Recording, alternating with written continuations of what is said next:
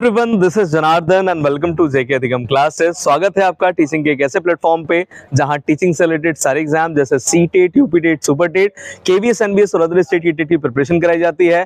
साथ ही साथ आपको एक ऐसा प्लेटफॉर्म दिया जाता है जहां अपने टीचिंग स्किल्स को और बेहतर बना सके। तो ये जो घाट टीचिंग का मुहिम है वो आपके प्यार और सहयोग से निरंतर ऐसे ही बढ़ता जा रहा है। पिछले लेक्चर में हम लोगों ने विकास के जो महत्वपूर्ण सिद्धांत थे, जो आपके एग्जाम के पॉइंट ऑफ व्यू से काफी इंपॉर्टेंट थे, वो सारे के सारे हम लोगों ने देख लिए थे। आज का जो टॉपिक है वो सीटेट में बहुत अहम रोल प्ले करता है। और इस टॉपिक की शुरुआत करने से पहले एक छोटा सा कविता मैं आप लोगों के सामने प्रस्तुत करना चाहता हूं कि क्या हार में क्या जीत में, किंचित नहीं भयभीत में, संघर्ष पथ पर जो मिला यह भी सही वह भी सही, वरदान मांगूंगा नहीं, वरदान मांगूंगा नहीं। अब इसी के साथ में आज का जो टॉपिक है, जो छठा लेक्चर है, उसकी हम लोग शुरुआत करेंगे। आज का जो टॉपिक है उसका नाम है influence of heredity and environment, जिसे हिंदी में हम लोग अनुवांशिकता एवं वातावरण का प्रभाव कहते हैं। इस टॉपिक को पढ़ने से पहले थोड़ा सा मैं कुछ आप लोगों से बातें करना चाहता हूं।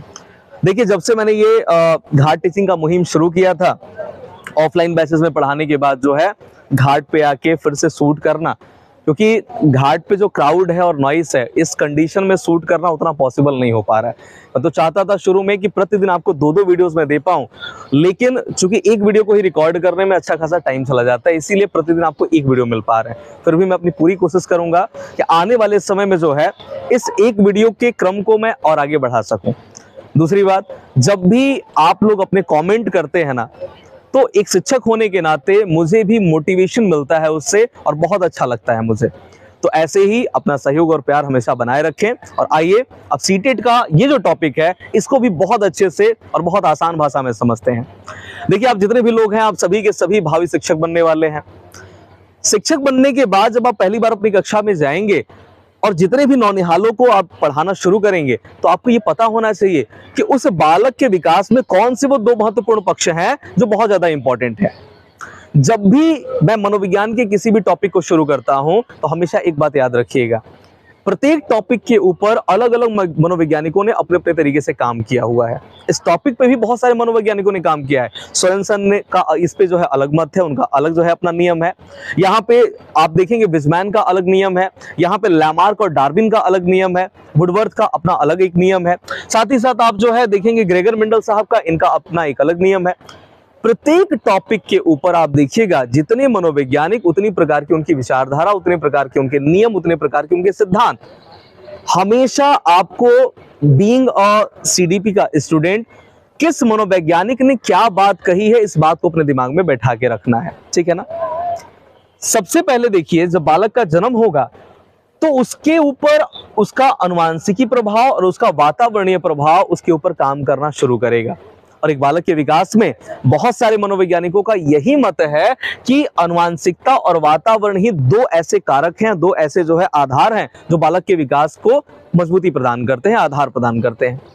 अब ये अनुवांशिकता या हेरिडिटी क्या है, सबसे पहले इसको हम लोग समझ लेते हैं। अनुवांशिकता के डेफिनेशन के क्रम में जेम्स ड्रेवर का डेफिनेशन सबसे बेस्ट माना जाता है, और वो कहते हैं कि जब माता और पिता इन दोनों के शारीरिक और मानसिक संरचना का ट्रांसफर बच्चों में होता है, उनकी संतानों में होता है, उसे हम लोग अनुवांशिकता कहते हैं। अब अनुवांशिकता से संबंधित या इस टॉपिक से संबंधित वो महत्वपूर्ण क्वेश्चन जो आपको अक्सर एग्जाम्स में देखने को मिल जाते हैं। अगर एग्जाम में पूछ लिया कि बताइए फादर ऑफ हेरिडिटी कौन है या अनुवांशिकता के जनक कौन है, तो हमेशा याद रखिएगा वो एक ही नाम है, जिनका नाम है ग्रेगर मेंडल साहब। आगे इनके नियम को बहुत विस्तृत तरीके से हम लोग पढ़ेंगे। इसके बाद अगर आपसे पूछ दिया कि बताइए अनुवांशिकता की इकाई किसे कहते हैं या यूनिट ऑफ हेरिडिटी किसे कहते हैं, तो हमेशा आप एक ही जवाब देंगे, उसका नाम है जीन। और प्रीवियस ईयर उठा के आप देखिए, अलग अलग टीचिंग के एग्जाम्स में आपको ऐसे क्वेश्चन जरूर देखने को मिल जाएंगे। उसके बाद एक और यूपी टेट का क्वेश्चन है, पूछता है कि बताओ जो हमारे पूर्वज है ना, उनसे अनुवांशिकता के आधार पे कितने कितने प्रतिशत या कितना भाग जो है हमारे अंदर शारीरिक और मानसिक संरचनाएं ट्रांसफर हुई हैं। तो उसके लिए हमेशा याद रखिएगा, माता पिता से 1/2, ऑप्शन में जैसा था माता पिता से 1/2, दादा दादी से 1/4, परदादा परदादी से 1/8, और उसकी जो पिछली पीढ़ी थी उससे 1/16, और उनकी भी जो पिछली पीढ़ी थी उससे 1/32। मतलब 1/2 से लेके 1/32 तक जितनी भी हमारी पीढ़ियां हैं सभी के शारीरिक और मानसिक जो गुण है वो क्या होते हैं, पीढ़ी दर पीढ़ी जो है वो ट्रांसफर होते रहते हैं। अब थोड़ा सा और हम लोग आगे बढ़ जाते हैं। देखिए जब बालक एक जन्म लेगा ना तो उसके ओवरऑल डेवलपमेंट की हम संकल्पना सामान्यतः 4 आधारों पे करते हैं, 4 डायमेंशंस पे करते हैं। पिछली वीडियोस में मैं आपको बता चुका हूं। पहला कौन सा आधार है, उसका फिजिकल या शारीरिक जो है आयाम, दूसरा उसका संज्ञानात्मक, तीसरा है संवेगात्मक और जो चौथा है उसको हम लोग सामाजिक कहते हैं। इसके अलावा और भी जो अन्य पक्ष है जो इसी के अंतर्गत आते हैं, जैसे भाषा विकास जो कि संज्ञानात्मक विकास के अंतर्गत आता है, नैतिकता और संस्कृति का विकास जो सामाजिक विकास के अंतर्गत आता है। बालक का अगर आप ओवरऑल डेवलपमेंट चाहते हैं तो इन्हीं पक्षों में उनका विकास करना होगा। और एक तरफ मैंने बोला कि बालक के विकास के सिर्फ 2 ही आधार है, पहला है उसकी आनुवंशिकता और दूसरा उसका वातावरण। इन सभी को अगर इन्हीं 2 भागों में बांट के देखेंगे तो आप देखिएगा सामान्यतः जो बच्चे का शारीरिक गुण है ना, शारीरिक गुण और संज्ञानात्मक गुण, उसमें बहुत ज्यादा प्रभाव आपको उसकी आनुवंशिकता का देखने को मिलेगा। साथ ही साथ जो वातावरणीय प्रभाव देखने को मिलेंगे उसमें आपका जो है भाषा का प्रभाव देखने को मिलेगा, साथ ही साथ नैतिकता संस्कृति का प्रभाव देखने को मिलेगा, उसकी सामाजिकता का प्रभाव देखने को मिलेगा। अब कैसे जो ये हेरिडिटी काम करती है इसको समझाने के लिए सामान्यतः 3 फिगर का मैंने यहाँ पे यूज किया है। पहले में देखिए पिता है और माता है। पिता से स्पर्म या शुक्राणु का जो है सेक्रेशन होता है। थोड़ा सा 1 मिनट मैं रोकूंगा, थोड़ा सा गला सूख रहा है, पानी दे दीजिए तो।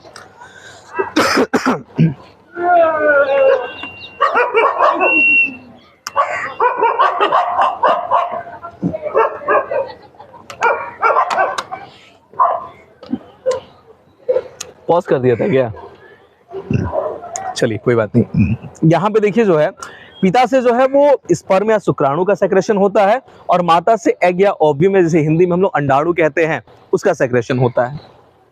और दोनों का जब सेक्रेशन होके आपस में वो मिलता है ना तो वहां पे एक प्रक्रिया चलती है जिसको हम लोग फर्टिलाइजेशन कहते हैं या हिंदी में निषेचन कहते हैं। इस प्रक्रिया के बाद जाइगोट का फॉर्मेशन होता है और उसी जाइगोट के बाद जो है ब्लास्टोसिस्ट बनेगा और ब्लास्टोसिस्ट के बाद मां के गर्भ में एक भ्रूण का निर्माण होगा जिसे हम लोग एम्ब्रियो कहते हैं। अब दूसरे स्लाइड में देखिए कि सामान्यतः पिता से और माता से 23 जो है क्रोमोसोम बच्चे में ट्रांसफर होते हैं। और एक प्रश्न पूछता है कि बताइए एक नवजात शिशु में जो कि स्वस्थ है पूरी तरीके से या एक जो है व्यक्ति में जो स्वस्थ है पूरी तरीके से, उसमें कुल क्रोमोसोम की संख्या कितनी होती है? तो 46 क्रोमोसोम पाए जाते हैं। और जब इन्हीं क्रोमोसोम्स की संख्या में या तो अधिकता हो जाएगी और या तो कमी हो जाएगी, वही आनुवंशिक विकार का रूप ले लेता है। अक्सर आप लोग ये क्वेश्चन देखते हो कि बताओ डाउन सिंड्रोम में कुल क्रोमोसोम की संख्या कितनी है? तो डाउन सिंड्रोम में जो कुल क्रोमोसोम्स होते हैं वो 47 होते हैं। जब 21वें क्रोमोसोम या तो माता के का 21वां क्रोमोसोम या तो पिता का 21वां क्रोमोसोम, उनमें जब एक्स्ट्रा कॉपी बन जाती है उसकी ना, तो उसके कारण जो है बच्चा जो है डाउन सिंड्रोम से पीड़ित हो जाता है। और ये दोनों के दोनों क्वेश्चन जो है आपको आपके एग्जाम में देखने को मिलते हैं। इसके बाद जो 1 से 22 तक क्रोमोसोम होंगे, मतलब 1 से लेके 22 तक माता के और 1 से लेके 22 तक पिता के जो ये क्रोमोसोम होंगे ना, उसको हम लोग ऑटोसोम्स कहते हैं। और जो 23वां क्रोमोसोम होता है पिता का और माता का, इसे हम सेक्स क्रोमोसोम कहते हैं। और यही क्रोमोसोम जो है गर्भ में पल रहे उस बच्चे का लिंग का निर्धारण करता है, मतलब वो बच्चा लड़का होगा या लड़की होगा। और ये कैसे पता चलता है, आइए इस वाले फिगर से समझते हैं। यहाँ पे देखिए आपका जो है पिता है और पिता से में जो है जो 23वां क्रोमोसोम होता है वो XY क्रोमोसोम पाया जाता है और वहीं माता में जो है XX क्रोमोसोम पाया जाता है। जब पिता से X क्रोमोसोम का सेक्रेशन होगा और माता से भी X क्रोमोसोम का सेक्रेशन होगा, तो ऐसी कंडीशन में XX का पेयर बनेगा और वो मां के गर्भ में लड़की को जो है फॉर्म करेगा। और वहीं जो है पिता से Y क्रोमोसोम और माता से जो है X क्रोमोसोम अगर सेक्रेट करेगा और दोनों के दोनों XY पेयर बनाएंगे, तो वही जो है बच्चे का लिंग एक लड़के के रूप में, एक बॉय के रूप में जो है निर्धारित होगा। तो इन्हीं सारे जो है फिगर के माध्यम से और इन सारी जो है आप जो है सूचनाओं के माध्यम से इस टॉपिक को समझना शुरू कर चुके होंगे। आई होप कि इस स्लाइड में जितनी बातें मैंने बताई हैं आपको अच्छे से समझ में आई होंगी। कुछ और भी बातें हैं इस टॉपिक से रिलेटेड, आगे हम नेक्स्ट वीडियो में उसको देखेंगे। तो पिछली वीडियो में हम लोगों ने जहां से छोड़ा था इस वाले स्लाइड में उसके आगे की जो है चीजें हम लोग देखेंगे और यहाँ पे हम लोग रूल्स ऑफ हेरिडिटी या आनुवंशिकता के नियमों को जो है समझना शुरू करेंगे। सबसे पहले अगर अनुवांशिकता के नियम की बात करेंगे तो पहला नियम है बीज कोशों की निरंतरता का नियम या कॉन्टिन्यूटी ऑफ जर्मप्लाज्म। इसके ऊपर सामान्यतः विजमैन ने बहुत अच्छा खासा काम किया और उन्होंने बात बोला कि जो बीज कोश होते हैं ना, जो जर्म प्लाज्म होते हैं, वो पीढ़ी दर पीढ़ी वो क्या होते रहते हैं, ट्रांसफर होते रहते हैं। मतलब हमारे अंदर जो बीज कोश हैं वो हमारी आने वाली संतानों में भी वैसे के वैसे ही ट्रांसफर होंगे। ये बात किसका कहना है, तो विजमैन का कहना है। और ये सिद्धांत या नियम कौन सा है, तो बीज कोशों की निरंतरता का नियम है। बढ़ जाते हैं अब आगे हम लोग। दूसरा जो नियम है उसको हम लोग कहते हैं समानता का नियम या लाइक बिगेट्स लाइक। इस नियम के ऊपर सोरेनसन साहब कहते हैं कि जैसे माँ बाप अगर वैसी उनकी संतानें हो जाएं, कहने का मतलब ये हुआ कि अगर माँ बाप की शारीरिक संरचना और मानसिक संरचना जैसी है, माँ बाप का स्वभाव जैसा है, वैसी अगर उनकी संतानें भी दिखाई दें तो वो कौन सा नियम कहलाएगा, समानता का नियम कहलाएगा।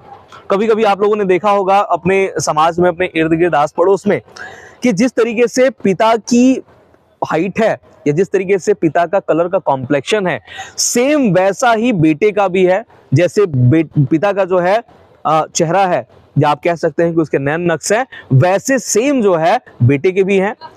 ऐसी कंडीशन में आप कह सकते हैं कि वहां पे समानता का नियम या लाइक बिगेट्स लाइक जो है वो क्या कर रहा है, लागू हो रहा है।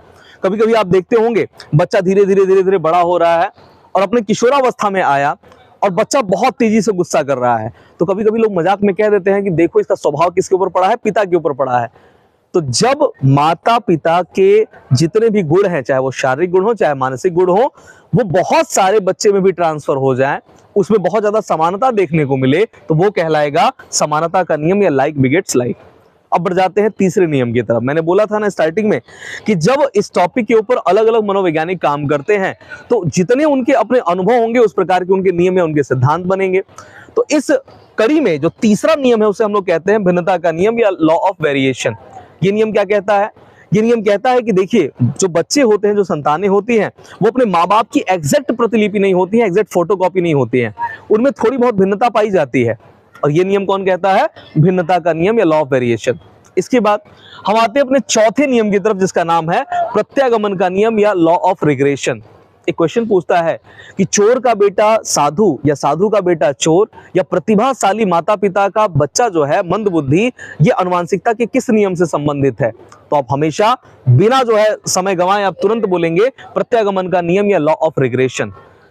लॉ ऑफ रिग्रेशन कहता है कि जब बच्चे अपने माँ बाप के शारीरिक और मानसिक गुणों से, अपने उनके स्वभाव से बिल्कुल विपरीत हो जाए तो वो जो है प्रत्यागमन का नियम कहलाएगा।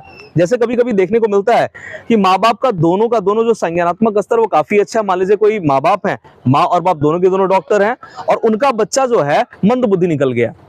अब ऑब्वियस सी बात है, अगर सिर्फ और सिर्फ अनुवांशिकता के नियम में समानता का नियम ही काम करता तो जैसे माँ बाप के शारीरिक और मानसिक गुण होने चाहिए थे वैसे बच्चे में भी होने चाहिए थे। लेकिन यहाँ पे क्या हुआ, माँ बाप दोनों के दोनों प्रतिभाशाली हैं और जो पुत्र है, जो बच्चा है, वो मंदबुद्धि निकल गया। तो ये क्या यहाँ पे शो हो रहा है, जस्ट अपोजिट आपको दिख रहा होगा, जस्ट आपको जो है उल्टा दिख रहा होगा, और ये नियम प्रत्यागमन का नियम कहलाता है। इसके बाद बढ़ जाते हैं हम लोग अपने पांचवें नियम की तरफ। बहुत इंपॉर्टेंट नियम है जिसका नाम है अर्जित गुणों के संक्रमण का नियम या ट्रांसमिशन ऑफ एक्वायर्ड ट्रेट। ऐसे तो इस नियम के ऊपर डार्विन ने भी अपना काम किया है, लमार्क ने भी काम किया है, लेकिन आपके एग्जाम में जब भी ये पूछेगा कि बताइए अर्जित गुणों के संक्रमण का नियम किसने प्रतिपादित किया है, तो आप लैमार्क की तरफ चले जाएंगे, क्योंकि लैमार्क का जो प्रयोग था थोड़ा सा ज्यादा विस्तृत था। लैमार्क ने जिराफ के ऊपर अपना प्रयोग किया था और वो कहता है कि जो जिराफ की गर्दन थी ना, वो पहले इतनी लंबी नहीं थी, लेकिन समय के साथ धीरे धीरे परिस्थितियां ऐसी बनी जिसके कारण जिराफ की गर्दन जनरेशन बाय जनरेशन लंबी होती गई। और आज जो जिराफ की आप गर्दन देख रहे हैं ना, वो कितनी लंबी होती है। पहले वो कहता था कि जो जिराफ की गर्दन है वो घोड़े जितनी होती थी, लेकिन आज देखिए जिराफ की गर्दन कितनी लंबी है। ये हुआ कैसे?